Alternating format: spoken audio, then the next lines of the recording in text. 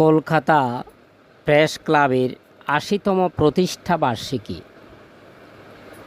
গ্রাম বাংলার কল্যাণে নিবেদিত হোক সাংবাদিকতা। প্রেস ক্লাব কলকাতা ১৯৪৫ সালে ময়দান ট্রেন্টে প্রতিষ্ঠিত হয়েছিল। আজ খুব কমই কোনো প্রয়োজন আছে।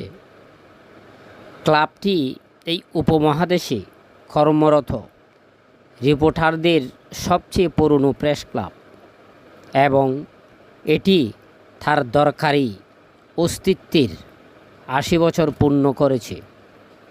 এই প্রেস ক্লাবটি পশ্চিমবঙ্গ সমিতি আইন ১৯৬২ সালের অধীনে নিবন্ধিত।